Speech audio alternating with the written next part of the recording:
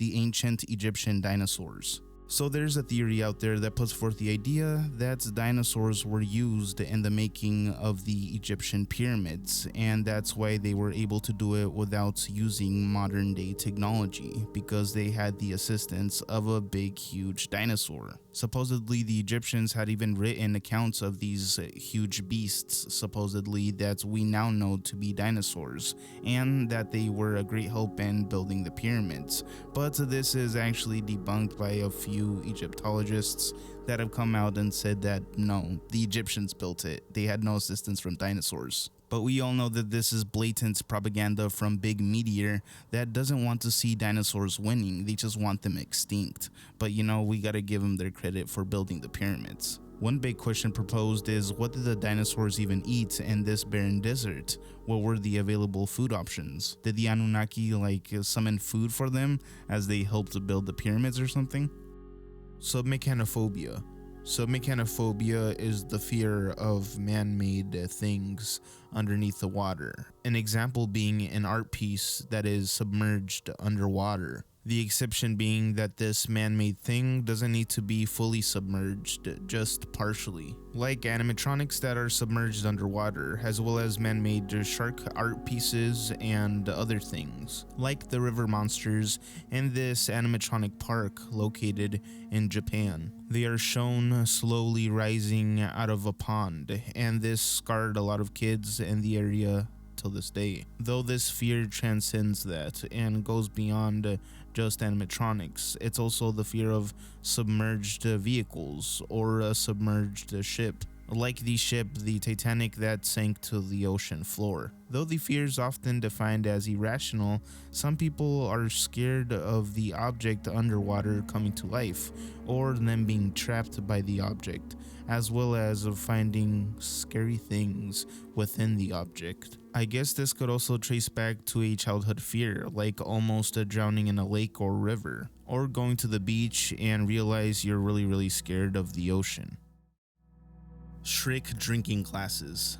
Okay, so at one point, McDonald's was selling Shrek drinking glasses, being somewhat of a collectible item depicting characters such as Shrek himself, Donkey, Puss in Boots, and the entire family, as well as Fiona. And these were pretty simple drinking glasses. They weren't that elaborate, they only depicted the character. The only downside to these collectibles were that they were toxic. Yep, the thing that you pour your juice or any given drink into was the toxic, leading McDonald's to announce a massive recall. Due to these glasses being a public health risk, people that already had them were warned to not use them. The Shrek franchise has been poppin' since the first movie, and has solidified as an American household classic, up there with legendary movies like Toy Story and The Lion King. So it wasn't a surprise when a restaurant like McDonald's, a franchise so big, wanted to collaborate with DreamWorks on their most epic film. And that's how we got all those exclusive animations in the form of McDonald's ads. All thanks to the DreamWorks and McDonald's contract. Everything was set perfectly for McDonald's to make the most money out of their Happy Meals, as they terminated their contract with Disney due to their 2 flopping films. It was the beginning of a new era for the McDonald's franchise as a whole. Though these glasses weren't exactly a Happy Meal item, kids were still attracted to them and they wanted to collect them all, alongside their parents. It was a collectible for any age range, making this perfect for McDonald's. There was a major problem though. The paint that was used on the glass contained cadmium, a well-known toxic heavy metal that is carcinogenic, a true poison to our human bodies, causing things like kidney failure. And breathing in high levels of cadmium also damages people's lungs and even lead to death. It's basically something that the average Joe does not want on their drinking cup, let alone their child's drinking cup. And by the time they had already recalled the product, consumers already had about 9 million of these Shrek Forever After cups, giving a $3 reward if you return the product back to them. The most interesting thing about all of this is that one cup in particular had the most cadmium out of all of them. That being the Puss in Boots cup, which had high amounts of cadmium, way more than the other cups like the Donkey Cup or the Shrek Cup.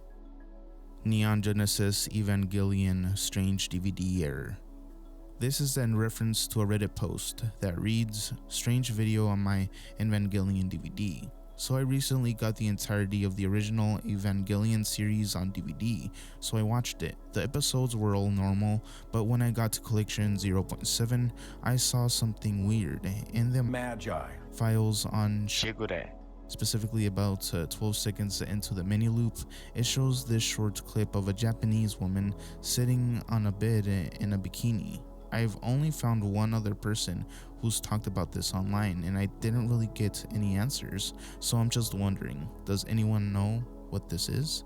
I'd post it, but it seems in nature, so I'll refrain. Interestingly enough, this was confirmed to be true and an actual error on the manufacturer's part.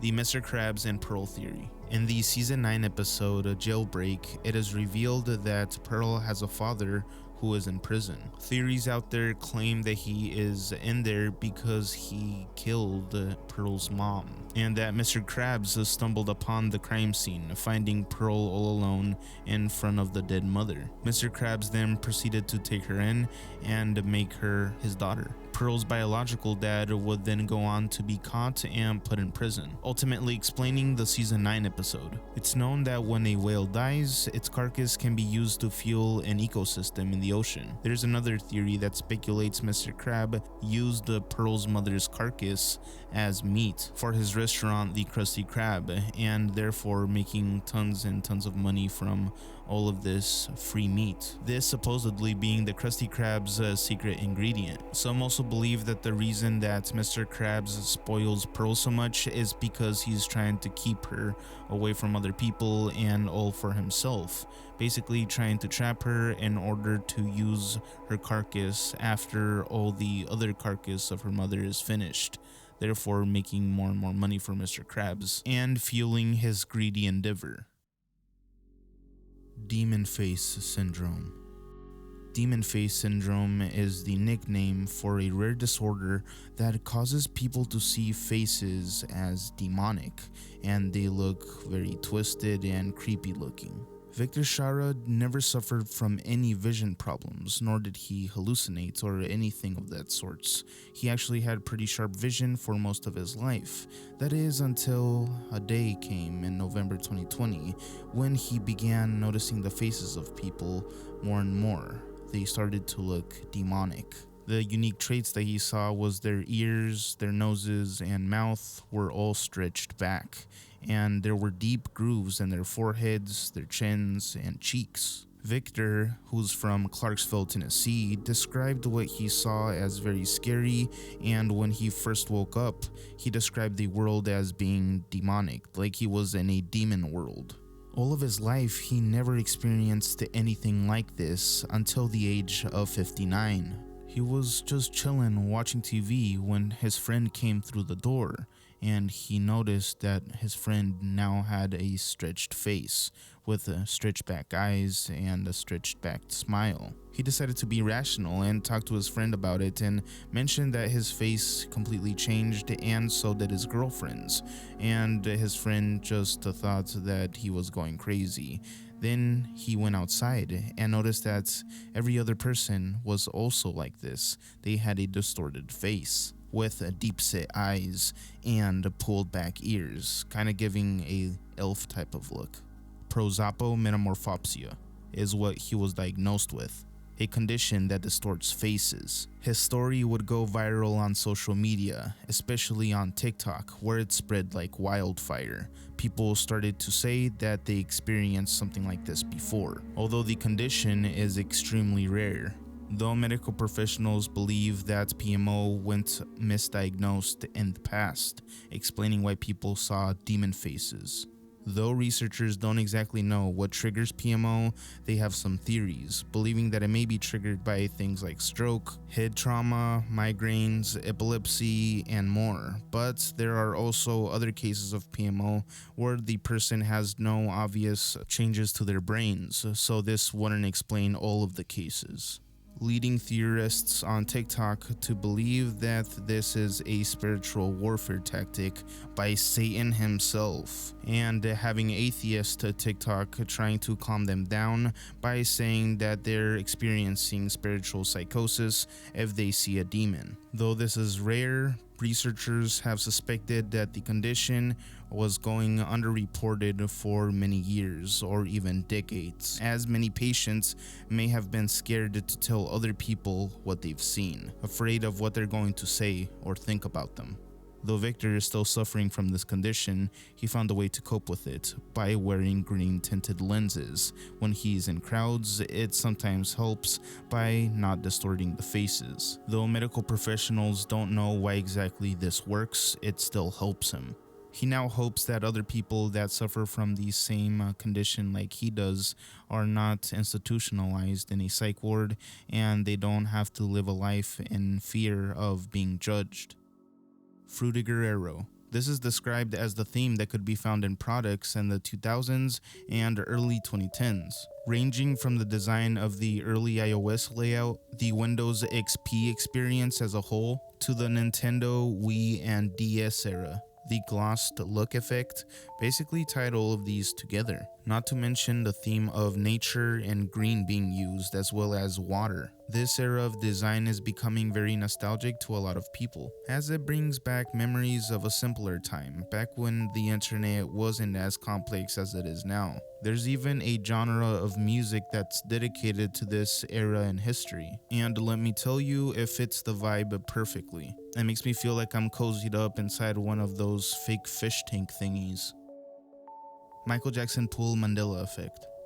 In the Micheal Jackson Beat It music video, there is a pool table that's shown that has no holes in it, meaning where the ball's even supposed to go. This went semi-viral on TikTok as a new Mandela effect, and people started searching up the music video, finding that, yeah, there's no holes in the pool table when it's shown, leaving many people puzzled and frankly scared, believing that there once was holes in the pool table.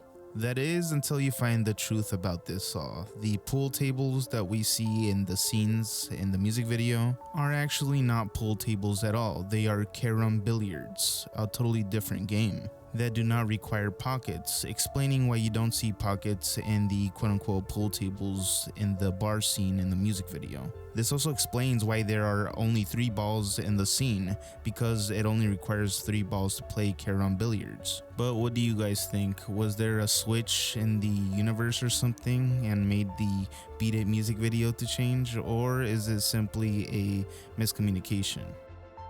The Myziam 4chan incident. On the website 4chan, there was someone who claimed it to be an alien whose name was Myziam. They had somehow gotten access to the internet and began interacting with people on the website. Myziam claimed that their ship had run out of fuel and that they were located just outside of Earth. Myziam then decided to go to locations that were suggested by the 4chan users. One 4chan user even gave their coordinates and decided to snap a pic of the UFO as it visited the place where they sent. Though Myziam would say some goofy things that many people would point out as blatantly being fake and a hoax, saying things like, "I learned many things, we know 6, we solo make life. Life sounds strange." Many people also call to attention the pictures and say that they're way too under quality for such an advanced alien race if they were to exist. The last message the alien supposedly sent was, "Surprise visit by team. I must search for new Kuko. New system. A good talking to mail. Learned very much. Goodbye. Will return." What do you guys think? Do you guys think Myziam was an actual alien that was going to these coordinates and taking pictures, or was this simply a hoax and made to troll the 4chan community? Some people have tried to put this to the test by reverse searching the images that Myziam supposedly sent of the moon and other locations, but there was no results of any past photos being the same as the ones that Myziam sent. But then again, it could just be made in Photoshop or anywhere else. The Los Angeles shipping container scandal. Malvin Weisberg, a pathologist, had a shipping container in his backyard in a peaceful suburb of Los Angeles. Nobody thought much of it until it was repoed by the company that owned it, due to the doctor failing to pay the last 2 payments. Everything was going normal. They sent a truck out to repossess the container and bring it back to their facility.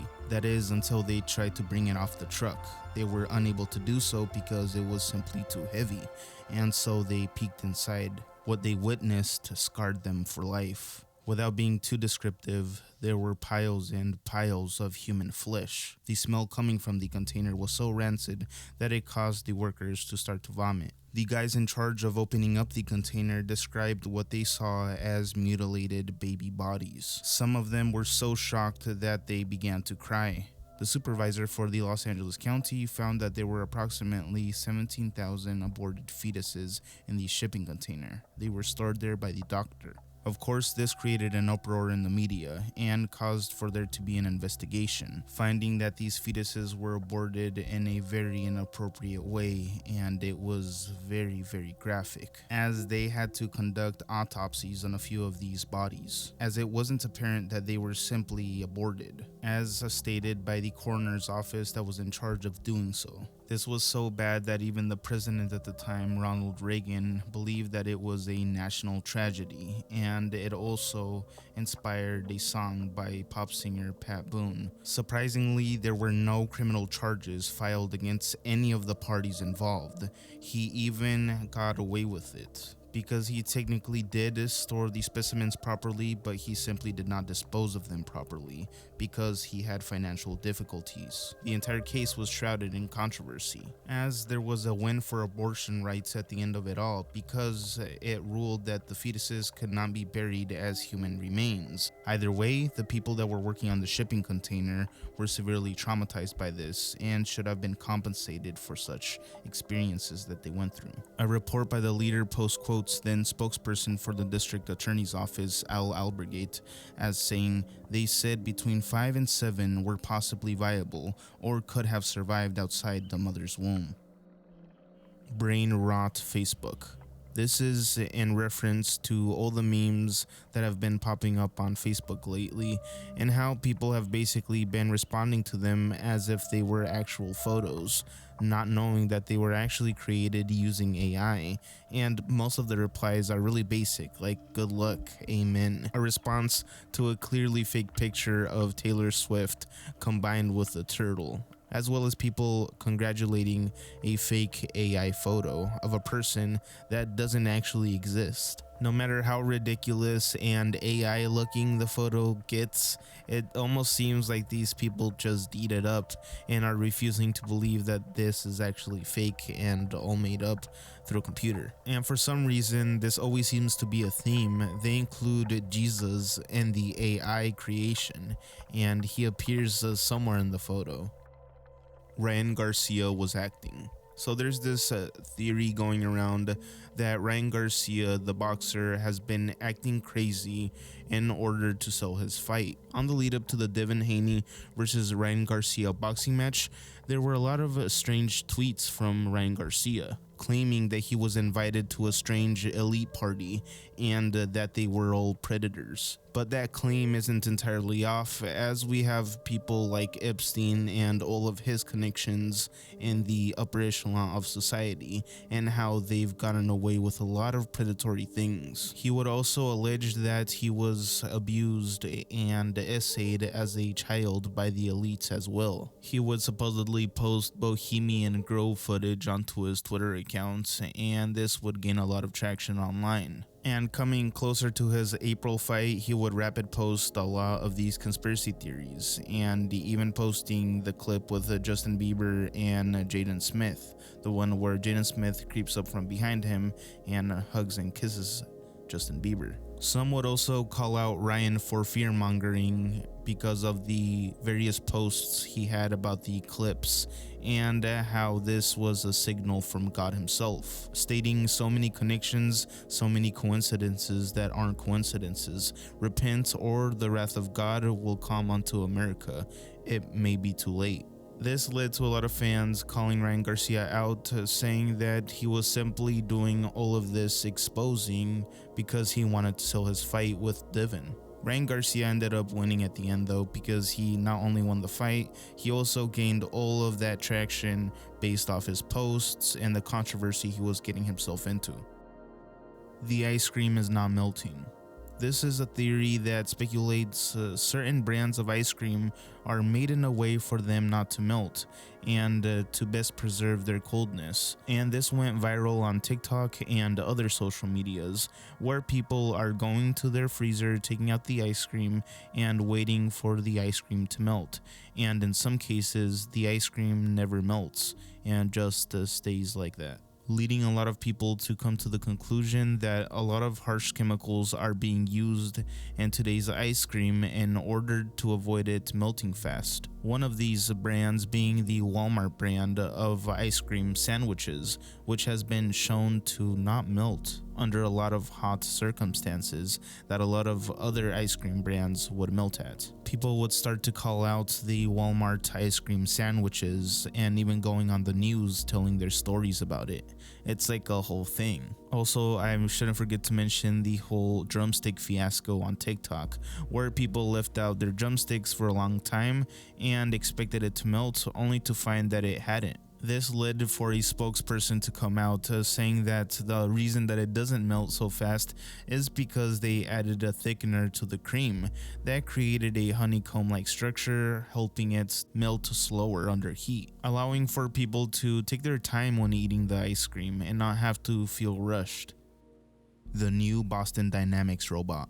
Boston Dynamics is pretty well known for their crazy robots and showcasing them in videos, gaining millions and millions of views. Well, recently they showcased their new Atlas robot. The reveal has amassed a lot of attention online due to the robot's ability to stand up on its own, and overall its agility is just amazing and really impressive, giving new perspective of what a humanoid robot is capable of with today's current technology. And if you read the comments, you start to notice people saying that it shouldn't be limited to only human movements. A humanoid robot should move in a way that is more efficient.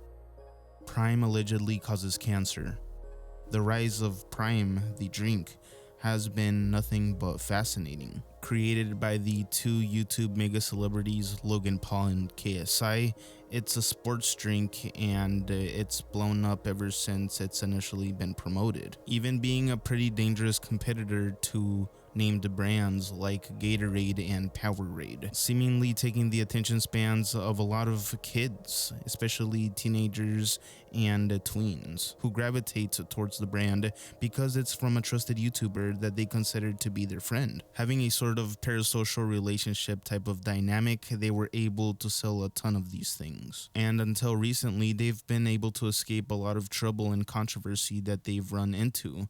For example, the whole energy drink thing where they say that there's too much caffeine in Prime and that it shouldn't be targeted towards children. Well, now they're facing a whole different issue, this time PFAS. These microplastics and forever chemicals have been found in the drink, leading one parent to contact an attorney's office because their son had leukemia, believing that it was due to drinking Prime hydration and all the PFOS and PFAS that have been linked to different types of cancers. A statement was made in the lawsuit claiming that one can of Prime drink has more forever chemicals than you should ingest in your entire lifetime, and forever chemicals have been shown to cause things like cancer and heart problems. The most detrimental thing about this all is that Prime is often targeted towards kids, and drinking Prime that early in life and being open to all those forever chemicals just doesn't seem like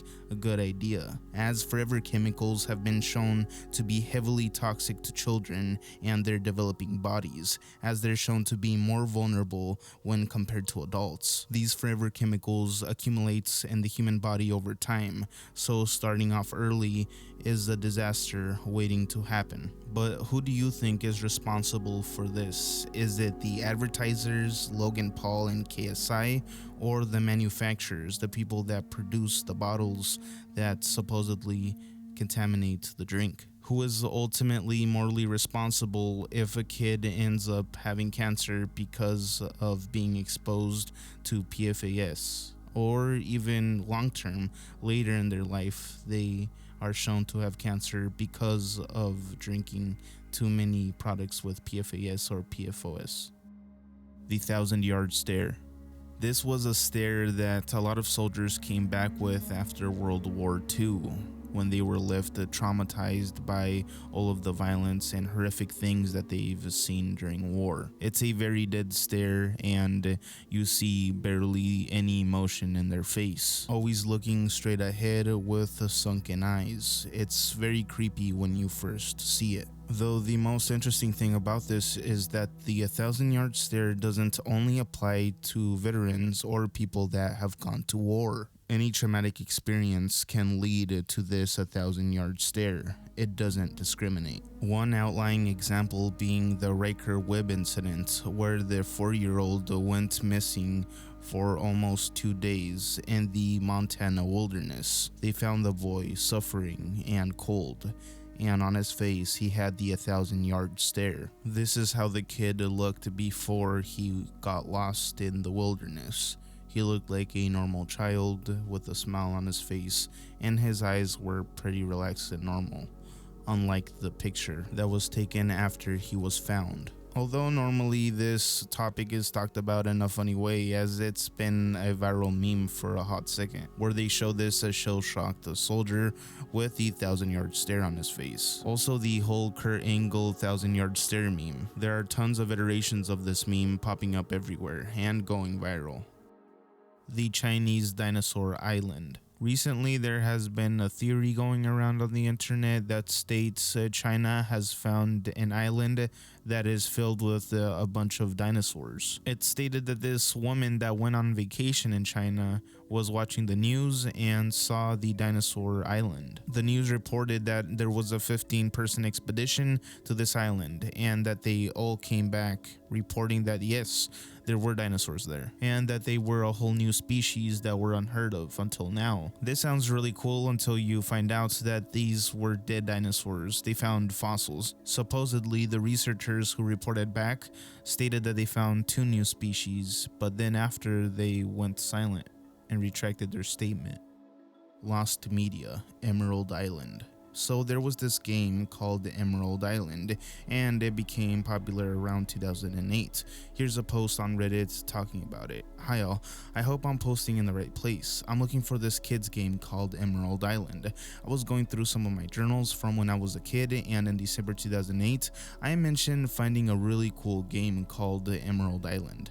Misspelled because I was 9 years old, lol. The user would attach a picture of the start menu to the post. Finally, someone would come across the game and report it to this user as a reply, and there's a lot of footage of it online as well. As described by the Lost Media Wiki, Emerald Island was an environmentally themed MMO created by Fluid Entertainment Inc. The game was launched on November 3rd, 2008 and ran until late 2009. The tone and gameplay were designed for players around 6 to 12 years old. The game supposedly had around $3.2 million in funding through Trinity Ventures. Other than this, however, very little is known about the game's development, most likely due to the fact that it only lasted for about a year. The reason why the game was shut down was that Fluid Entertainment was sold off to another unnamed company. Both the original websites for Emerald Island and Fluid Entertainment Inc. have since gone defunct, with Emerald Island's domain now being owned by an identically named resort, and Fluid's only showing an error message. It is currently unknown whether or not any assets from the game survive today. Kanye West's Lost music video.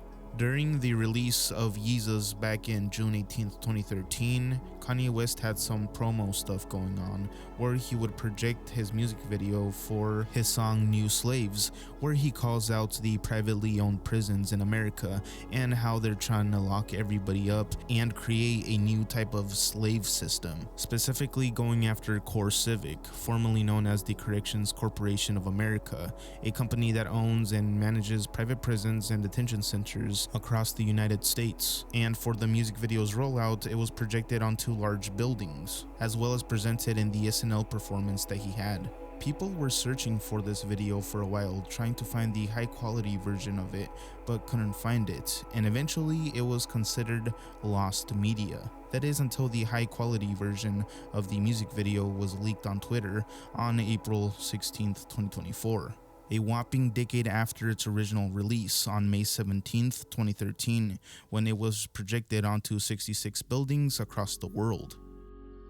The Akon City scam. In 2020, Akon came out and revealed that he had an idea for a city, and it was going to be built in Africa. This Akon City project was supposed to be very high-tech and kind of like Dubai. It was supposed to be filled with a lot of entertainment, as he is in the entertainment field. Also resorts, hotels, living spaces, etc. This was supposed to be a completely self-maintained city. There was even supposed to be a massive casino and a mall. Besides all that, there was also supposed to be a hospital and emergency system. It was supposed to be just like any other city, but this time high-tech and in Africa. But of course, like everything else that's promised, not everything could be fulfilled, and there were tons of flaws.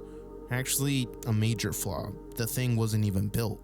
Though many people assumed that he was going to create a mega city that was for the welfare of the people, they would quickly find out that it was all an illusion. But they didn't trust him for no reason. He was known to help African nations in the past by providing solar panels through his Akon Lighting Africa project that would help millions of Africans every day by helping them avoid using fire as an alternate lighting source. As for the city project, Akon was given 3 square miles by the president of Senegal to build the city upon, and he had to purchase it himself according to him, but it was given to him or allowed, being built only 60 miles away from Senegal's largest city, Dakar. And what was supposed to be the currency for this city? Well, it was supposed to be a coin. A one African, one coin. And once this was mentioned, a lot of people started calling him out and saying that he was simply a crypto grifter, though they explained a coin very differently, claiming that it was going to be used to fuel the rising entrepreneurs in Africa and beyond. If they actually used the funds to do that and invest into the community, that would have been great, but clearly that's not why they're talking about them. Akon's group used the funds in other ways. It was not used to bring stability to African currencies, as so they claimed. At the end of the day, the cryptocurrency was literally going to be named after him. Being named Akon was no surprise, as he named the city Akon City, so it's no surprise that he would own the majority of share of Akon, even going on to be interviewed on Vlad TV and stating that he was the bank. A coin would peak roughly around 59 cents, but would dramatically lose all of its value, going all the way down to 0.0029 cents, effectively making it worthless and a horrible investment for all the first investors, who then wanted a refund, only to be told that a refund was coming their way, but then completely ignored. And how does Akon City look like today? Well, this is it. Pretty barren, with not a single building in sight, nor a hospital, police department, or anything else that he promised was going to be built using the funds. Although there was one building built in sight that was pretty barren inside, and also another one that has Akon City plastered on it, but it wasn't like they promised. It didn't look futuristic or anything like that, as the project was supposed to be completed by 2024. And we're in 2024, yet nothing has happened. The Drake pedo allegations. So after dropping Push Ups, a Kendrick Lamar diss song, Drake decided to go ahead and drop another diss song because Kendrick was taking too long. The diss song was titled Tailor Made Freestyle, and in this song he decided to use Tupac's AI and rap through the voice of Tupac. And this was considered pretty disrespectful because Tupac was known to be one of Kendrick's main idols and inspirations to rap, and clearly he knew what he was doing with verses like Kendrick, we need ya, the West Coast savior, engraving your name in some hip-hop history, basically trying to antagonize Kendrick. But this isn't why we're here. The main reason is because of a weird bar in his verse where he decides to speak on some allegations and rumors that have been festering online, involving his strange interactions with teens, involving the whole strange situation with Millie Bobby Brown, where he was caught texting her when she was just a teen, allegedly giving her relationship advice, which is just strange for a grown man to do. And the reason that he mentioned this situation is because he wanted to get ahead of it in case Kendrick mentioned it in his diss track and used it against him. Though this play didn't work out so well for him, as the media decided to focus solely on the allegations. His lyric reads, "Talk about him liking young girls. That's a gift from me. Heard it on the Budden podcast. It's gotta be true." In reference to the Joe Budden podcast, where he has spoken about Drake's secret obsession with young women. There was also a show in Denver where Drake decided to invite a 17-year-old on stage, and he acted like he didn't know that she was underage at first. Then he comes to find out that she's actually 17 and proceeds to give her a kiss. It's very strange, and it's been circulating online for a while now, but hasn't gotten the attention it deserves until now. He even admitted knowing that she was 17, he knew it for a fact, and then proceeded to call her thick, and still proceeded to kiss her as well, telling her that she was basically too young for him and that she was dangerous. Interestingly enough, Tupac's estate has come forward and has threatened to sue Drake if he releases the song on streaming platforms. Mexico's Coca Cola addiction. San Cristobal de las Casas is a town in Mexico, located in one of the poorest states, Chiapas, and it's well known for the high consumption of Coca Cola, one of the highest of all of the entire world, averaging over 2 liters of soft drinks per day, or around 800 liters a year. And in the area, it's noted that it's more available than even fresh drinking water. And this massive consumption of sugar is causing more and more diabetes patients to pass away, making this a key issue in the region where poverty is the norm. A key factor driving this are the advertisements in the region. Coca-Cola is specifically targeting indigenous communities. Not only that, Coca-Cola has lobbied government workers and representatives to prioritize them, even though they know how corrupt the government agencies are in the region and how they prioritize money over their community. And you might be asking, where did all of their fresh drinking water go? Did it just disappear? Well, the answer is pretty simple. It was all due to Coca-Cola themselves. They helped to deplete the water, the fresh drinking water in the area, by using it to create more Coca-Cola, due to the fact that they had a plant located just outside the city. They took most of the fresh drinking water from underground, leaving the community to fend for water in other places that were either more expensive or just weren't safe. I guess Coca-Cola extracting over 1 million liters of fresh underground water wasn't such a good idea, and they didn't know anything about it, and were ignorant to its environmental impact. Until the residents began to stand up for themselves by protesting, and Coca-Cola responding, claiming that it was not their fault.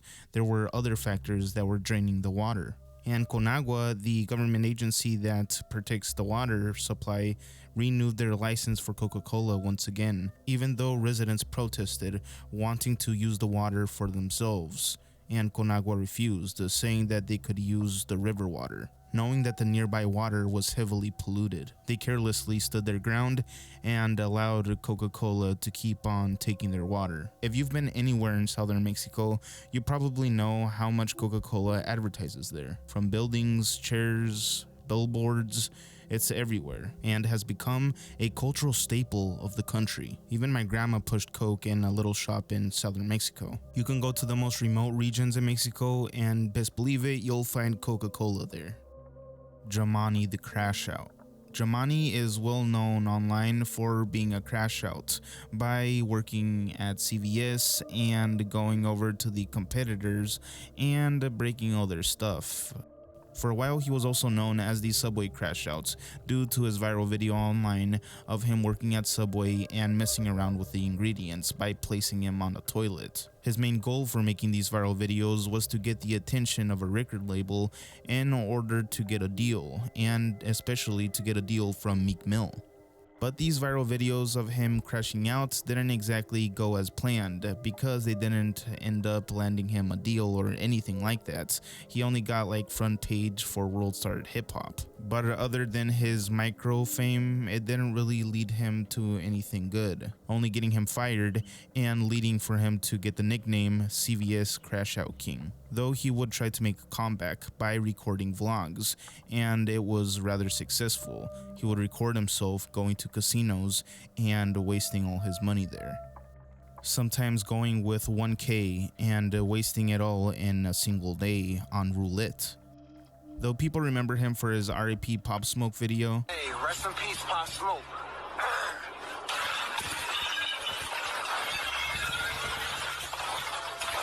He is trying to distance himself from that image, and he even dropped a react video looking disappointed when watching his past videos of him crashing out. And this is all a cautionary tale as to why you shouldn't crash out on the internet for a little bit of clout.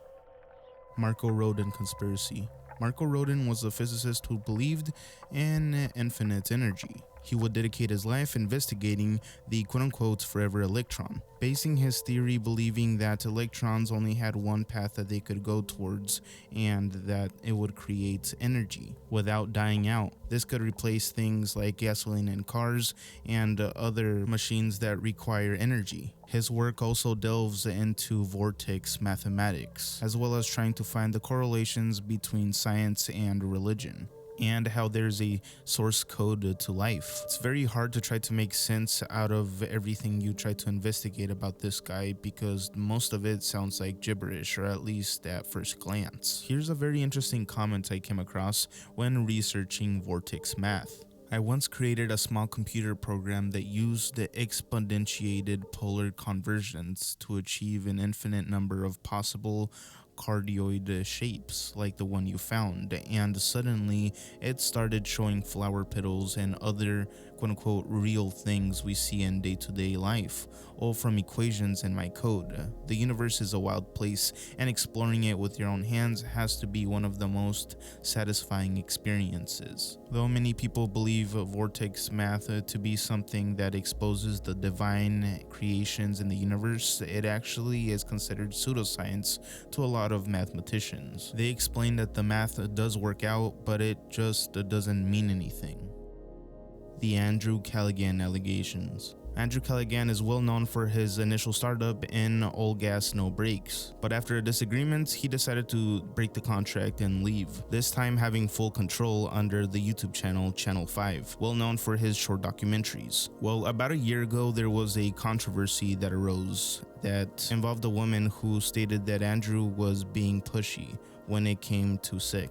This experience made her really uncomfortable, and she told her complete story online, making this a pretty trending topic online as people started to discuss about Andrew's creepy behavior in the past, leading people to come forward with their experiences and stories about dealing with Andrew. Though the allegation wasn't that he essayed anybody or did the R word, it was simply that he was being too pushy and acting strange. And to him, the saddest part about this all is that the allegations came out during the same time that the premiere for his documentary on HBO came out on December 30th, 2022, receiving a text message that asked for money to use for therapy due to the fact that the person had to go to therapy for the experiences that they had with Andrew, asking for a cut of the quote-unquote big fat HBO check that he was about to receive. All of this is alleged by Andrew himself. After receiving the text message, he decided not to respond and moved on, but that wasn't it. She decided to go on TikTok and expose him, causing the story to go viral. Ultimately, a lot of people decided to cut ties with him, and they wanted nothing to do with him after that, and this of course cost him a lot of opportunities after his big HBO project. Lead inside the Lunchables. If you've never had a Lunchable, it mainly consists of cheese and crackers and some deli meat, as well as a juice and candy, or there's also the piece of Lunchables that also have a juice, candy, and a chip. And those were the main selling points for those meals, and they were targeted towards children. As of recently, there has been a lot of talk about banning these Lunchables at school menus due to the lead and sodium found in the meals. And this was a suggestion by the Consumer Reports to the USDA. In a test ran by the Consumer Reports, they found that there was lead, cadmium, and all of that in most of the kits. Even in small amounts, these heavy metals could leach into our bodies and create a lot of problems. The processed foods found in these meal kits are linked to an increased risk of some cancers and could cause complications later in life like high blood pressure or a bunch of other varieties of illnesses. Though the main concern isn't eating one Lunchable like every month. The main concern is that people are eating these Lunchables every single day and these contaminants are polluting your body and leaving these heavy metals to accumulate over time, over and over again. The more you consume, the worse it gets. Though none of these meals exceeded an illegal or regulatory limit for cadmium or other heavy metals, California being the only state that has limits for heavy metals found in foods. And some might believe that the Lunchables found in schools are more healthier versions of the ones that are found in stores, but this is incorrect. The ones found in schools are actually worse than the ones that are found in stores. Though they are approved to be served at schools and claim they are nutritional, by making the meat sizes bigger, it increases protein, therefore it makes it healthier according to them. Though the major downside being that there's an increase in the amounts of daily sodium due to these meats being highly processed. Bible contradiction. When did Jesus appear before the women?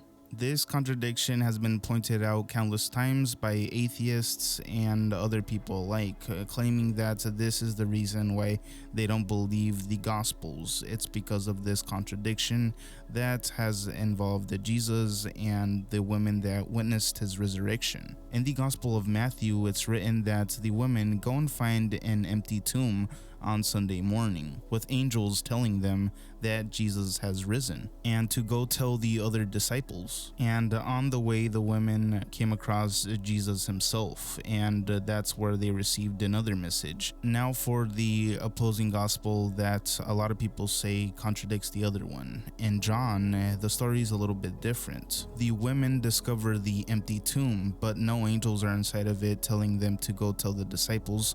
They simply just go run off and tell the disciples. And after Peter, John, and Mary Magdalene went to go visit the empty tomb, Peter and John then depart, and Mary is left alone, and then she sees angels, and after the angels she sees Jesus. A totally different story than the one that we heard from Matthew, where all of the women are told to go and tell the disciples by the angels themselves, as well as the women having the encounter with Jesus Christ along the way when they went to go try to tell the other disciples. Dream hacking experiments. The human mind is like a sponge. It absorbs information and it's very good at it. Though this may come as a disadvantage to some, as ideas can be implemented into your mind, leading you to make decisions based on influence. Even though you might think you're making your own choices, you are heavily influenced by the things around you and are persuaded to do things that you might not otherwise have thought of doing. Through experiments, scientists have discovered that they're able to persuade someone's opinions and decisions, finding that manipulating memories is a lot of help when doing so. Sleep being one of those important moments in your life where you're most vulnerable to manipulation of memories. That's when you have your guards down the most, as sleep is considered to be a vital necessity for the storage of one's memories in the human brain. And this is where sleep hacking comes into play. Sleep hacking can be done when introducing something to a person during their sleep in combination with an addiction like smoking cigarettes. In this PBS experiment, they introduce a smelly egg odor while at the same time releasing the cigarette odor. Therefore, you relate both of them in your mind and you prefer not to smoke when you wake up, displaying how easily you could be influenced while you sleep. Synths also play an important role in the triggering of memories and were used during that night of experimentation because of the correlation one would make with smells. Like, a lot of people correlate the smell of a rose to buildings and the smell of a animal to cedar. Though there's no exact explanation of why we make such correlations like these, using synths while someone sleeps could be used to manipulate a person and their thoughts and feelings, allowing you to control somebody's dreams and therefore affecting their state of mind once they wake up. The Kendrick Lamar Poetic Justice Theory. Poetic Justice is a song by Kendrick Lamar, and it's off the Good Kid, Mad City album, considered to be one of the greatest albums of all time, if not the past decade.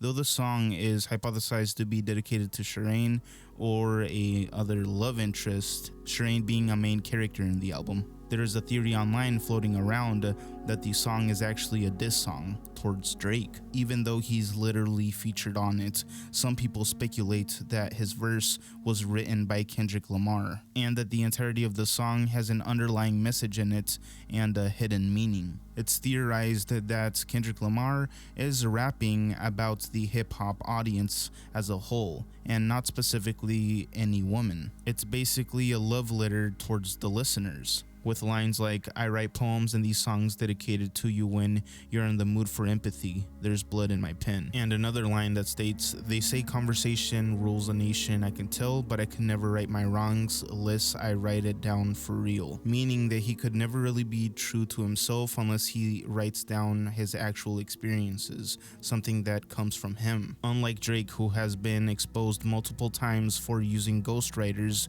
in his rap songs. Like when his reference tracks created by Quentin Miller leaked on Twitter. Not only were his fans surprised, people around the hip-hop community were as well when they found out that he had a ghostwriter, leading to people making fun of Drake and saying that he had an OVO sweatshop of ghostwriters, writing him his next big hit. Here's the TikTok of the original creator of this theory explaining it.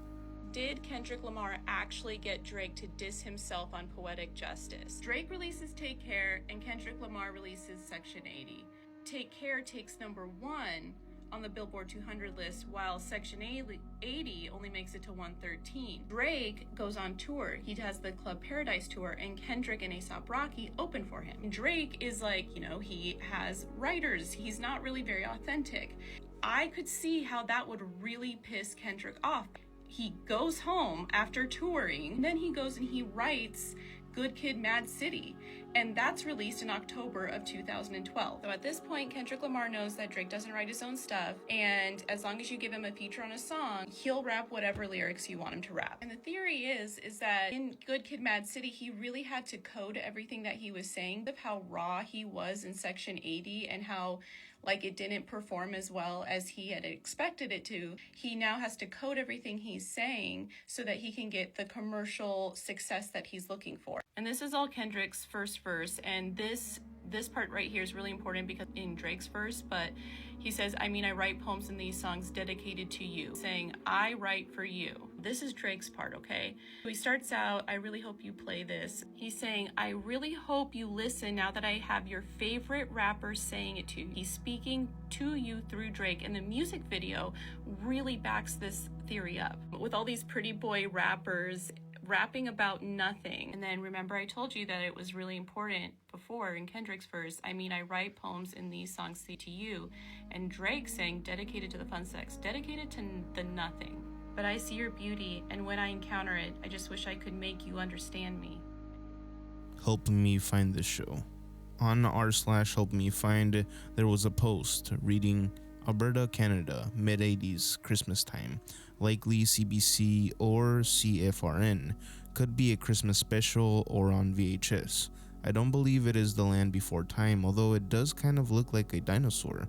not Valley of the Dinosaurs or Drink the Dinosaur from what I can tell. In the pictures that were attached, you could see the background, and in the background there's a TV playing some sort of cartoon, and it's very fuzzy. I personally grown up on The Land Before Time, and I had a lot of these on VHS, and I could kind of see what people are saying, like this poster that said it's definitely 100% Sarah from The Land Before Time. Could it have been a commercial for the movie? There were also replies underneath the post that enhanced the original image and tried to make something out of it. Initially, a lot of people began to confirm that it was Sarah and saying that it was just a fuzzy picture of her, and as soon as they enhanced the image, you could clearly see her. Others have claimed that this isn't the case and that Sarah looks totally different to what we see in the picture, and saying that it had to be another cartoon or movie, using the fact that the VHS wasn't even released until September 1989. This couldn't have been possible. Another leading theory is that it might depict Grubby from the Adventures of Teddy Ruxpin. Who the fuck is that? Well, he's apparently an 8-legged creature commonly found near water in his home country of Octagania. Damn, I'm too young for this, but I could definitely see the resemblance to the image that we see in the picture. Another character thrown out there is that it looks like Braveheart from the second Care Bears, where they are in the Forest of Feelings. This one's more of a stretch though. I can't totally see the comparison, but you know, that's one idea. War ambience videos. If you go to your YouTube homepage right now, most likely if you scroll long enough, you'll come across a ambience video, whether that be a chill cafe ambience type video to an exotic rainforest ambience video, where you hear the birds chirping in the background, the lightning, and the water splashing from the rain. There are a ton of these types of videos, and depending on the theme, you'll get something as relaxing as a cafe to something as hectic as war. Apparently, you would think that this wouldn't be used for sleeping or anything like that, but apparently it is, and people love it. You could choose from World War I to World War II, and you could also choose if you want artillery bombs, gunfire. It's kind of crazy. How did we go from chill anime ambience videos that are on loop to freaking World War II videos for 10 hours straight? And there's also the urban warfare ambience videos that have machine guns and all that. But I guess if it's your thing, it's your thing. But I'm sticking to my Hobbit Village ambience type videos. But I guess a shout out to you if what helps you out is listening to the trenches from World War I. The true origins of water. H2O, something so simple. You would think that we would know exactly where this thing came from, right? It's the building block of life. Most of us take it for granted and just assume that it was just always here. And how else are we supposed to conclude when over 70% plus of this planet is composed of water? And it's also known that the human body is made up of about 60 to 75% water, with the average around being 60%. Some theories postulate that water may have come from the inside of rocks that landed on Earth, and that they were frozen inside of the rocks. The ice within the rock would then start to melt and contribute to the water here on Earth. As volcanoes started to form and spew gases out from underneath Earth, the Earth began to cool and the water began to collect on its surface, contributing to the formation of the ocean as we know it. Some believe that there's an alien intervention to this whole water thing as well,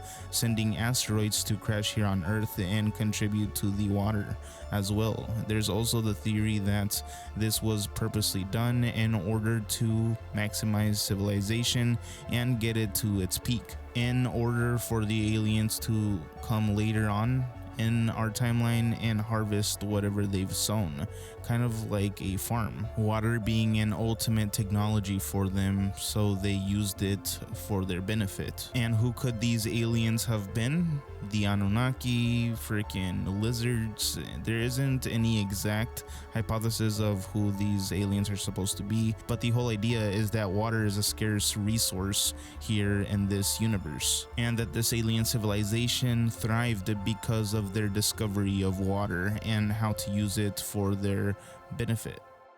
The humane AI pen controversy. So this little device was said to be revolutionary. according to the company. It's basically just a wearable computer that you could simply pin on to any piece of clothes that you have. And its AI capabilities is supposed to help you with your everyday tasks. That's the main selling point. It contains a large camera and is able to listen with the microphone built into it, kind of working like a virtual assistant of some sort, but in reality, people are giving mixed signals about what they actually feel it does to them or what type of benefit it provides. Most individuals are conflicted on what this product actually brings to the table and what exactly it could be used for, making fun of its creator because of it being so ambiguous. Most people just thought of it as another technology that its main selling point would just be AI, and that would basically be it. Tech reviewers would also call it out by saying that the whole projector built into it is also just a gimmick, with its price tag being $700, leading to the greater conversation of people questioning of whether or not AI is simply being used to push people to buy things by slapping a "this has AI integrated into it" label on it. Do these products actually bring any value to our lives, or is the whole AI integration thing simply the selling point made to convince you that, hey, this is current, this is the next big thing? There's also the fact that you have to pay a subscription in order to use it, adding to the list of so many other companies that want you to subscribe to something. The Mary Jane hypothesis. So weed has been around for a pretty long time, with the oldest written record of cannabis use coming from China from the Chinese Emperor Xin Nung in 2727 BC, used as a healing medicine for the person that smoked it. Mary Jane then started to spread, thankfully due to the Silk Road. It's proposed that weed has been smoked way before even that though, as it has been found through burial grounds that they have been smoking this for a while, and that it may have helped advance our civilization. It's theorized that it helped expand our minds and open us up to be more interested in other things, and this helped us through evolution. Instead of being stuck in that hunter and warrior mindset, always having to chase after your next meal, it has been proposed that Mary Jane activated parts of our brains that we had never used before because of its compounds. In India, there's even deep religious ties to this plant, as one of the gods smokes it himself. And in some written accounts, it's supposedly Lord Shiva's favorite offering, even asking for it, as well as certain Indians consuming the plant when doing religious acts. Some Hindu gods are even depicted holding the substance. Theomatics. Theomatics is the concept or idea that God put some type of numerical code in the Bible, and that we are able to uncipher it and get some sort of truth. In turn, this idea has made people try to find some sort of hidden message in the Bible by using numerology, and some theists use this as being a divine revelation that God put forth in order to know that science does comply with religion, and that this proves that religion is true. In this case, Christianity. They make connections between stuff in the Bible, like passages of the birth of Jesus, and tie it to a specific number, and then try to make some sort of math and make it work, in order to say that, yeah, this ties this number and the birth of Jesus together. It initially became popular in the 1970s, created by Del Washburn, and he believed that this type of numerology within the Bible proved mathematically that this was the word of God. And this could all be found in the book Theomatics, God's Best Kept Secrets Revealed. Scientifically proves that a mind far beyond human capabilities and understanding planned, constructed, and formed every word in the Bible. I mean, with a title like that, you could definitely tell that these people felt really comfortable and confident about what they were talking about. It's gotta be true. This would go on to inspire a lot of movies and documentaries regarding the subject, and trying to discover of whether this was true or not. Though there is a whole opposing group to this, saying that applying numbers to the Bible is kind of wrong and shouldn't be done, and it's seen as disrespectful.